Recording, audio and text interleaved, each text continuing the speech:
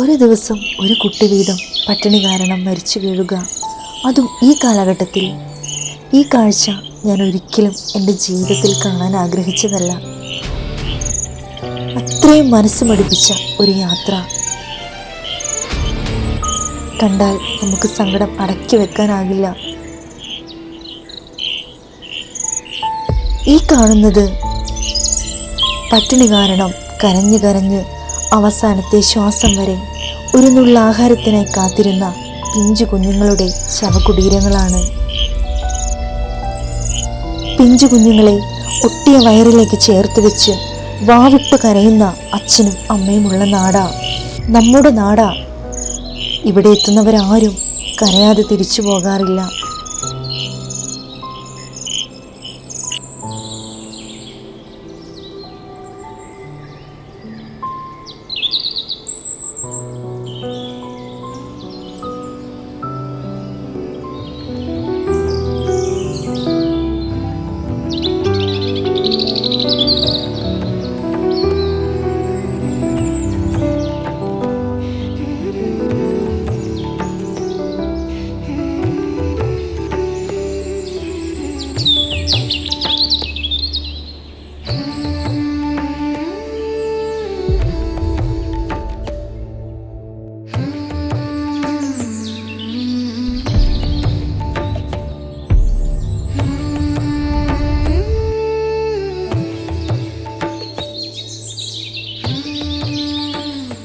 ആകാശത്ത് മിന്നിമറയുന്ന നക്ഷത്രങ്ങളെയും കാർമേഘങ്ങളെയും സാക്ഷിയാക്കി 4 ദിവസത്തെ ട്രെയിൻ യാത്ര ബാംഗ്ലൂരിൽ നിന്നും ഗുവാഹട്ടി വഴി മേഘാലയയിലേക്ക്.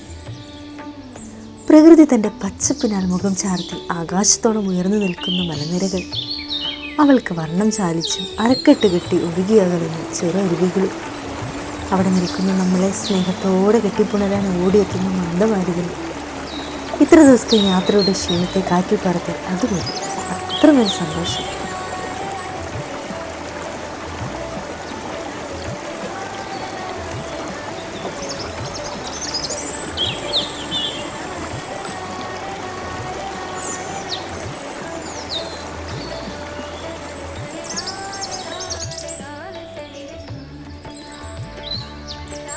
അങ്ങനെ പച്ചപ്പിൻ്റെ സൗന്ദര്യത്തെ ആസ്വദിച്ചു നിന്ന ഞാൻ കൂടെയുള്ളവരെല്ലാം യാത്രയായത് അറിഞ്ഞില്ല.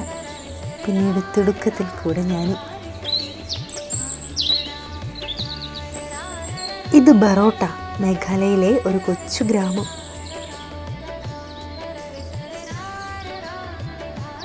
വാഹനം കണ്ടപ്പോഴേ പല ചോദ്യങ്ങളായി മനസ്സിൽ. എങ്കിലും ജീവനേക്കാൾ യാത്രകളെ സ്നേഹിക്കുന്നത് കൊണ്ട് പിന്നീട് മറ്റൊന്നും ആലോചിച്ചില്ല. വാഹനത്തിൽ കയറിപ്പറ്റി. ഇനി യാത്ര റോഡിലൂടെയല്ല, കാട്ടിലൂടെയാണ്. എപ്പോൾ എത്തുമെന്നോ എന്ത് സംഭവിക്കുമെന്നോ ആർക്കും ഉറപ്പ് നൽകാനാവില്ല. യാത്രയ്ക്ക് മുൻപേ ഒരു ചെറുപ്പക്കാരൻ അയാളുടെ ഭാര്യയും കുട്ടിയുമായി വാഹനത്തിൽ കയറുവാൻ കഴിയുമോ ചോദിച്ചു. 1000 രൂപ പറഞ്ഞതിനാൽ നിറ കണ്ണുകളുമായി അയാൾ മുന്നിലേക്ക് നടന്നു നീങ്ങി. വാഹനം പതിയെ മുന്നിലേക്ക്. ഇനി എന്ത്? അറിയാത്ത ഈ ലോകം. എന്തൊക്കെയോ മനസ്സിൽ. വാഹനം മുന്നിലേക്ക് നീങ്ങി.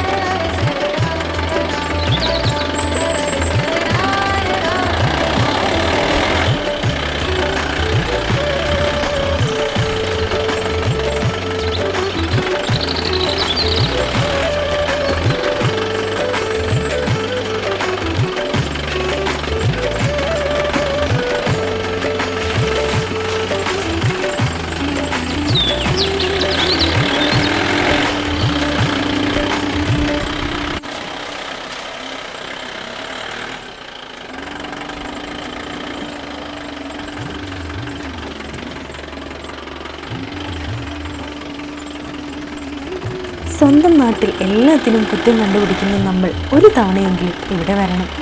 ഇത് കാടാണോ റോഡാണോ ഒന്നും മനസ്സിലാവണില്ല.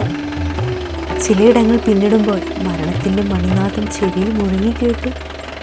ഏത് യാത്രയും നിസ്സാരമെന്ന് തോന്നിക്കുന്ന സഹയാത്രികരുടെ പുഞ്ചിരി എനിക്ക് കൂടുതൽ ധൈര്യം പകർന്നു.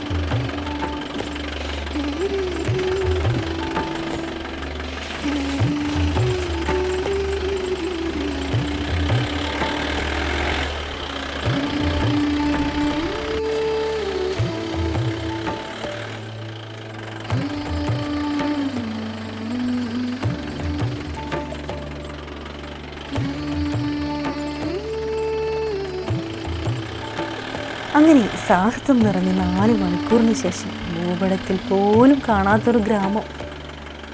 ഈ ഗ്രാമം കാണുമ്പോൾ എന്താ പറയുക അറിയില്ല, അത്രത്തോളം വിചിത്രം. വൈദ്യുതിയില്ല, വാഹനമില്ല, നെറ്റ്വർക്കില്ല, എങ്കിലും മനസ്സ് തുറന്ന് സന്തോഷിക്കുന്ന കുറേ പാവങ്ങൾ.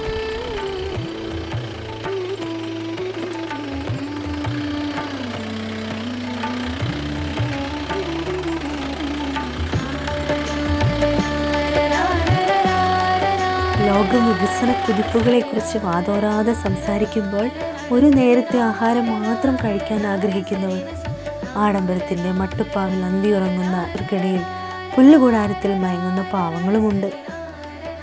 ചിലർ എന്നെ കാണുമ്പോൾ ചിരിക്കുന്നു, ചിലർ ഓടി ഒളിക്കുന്നു.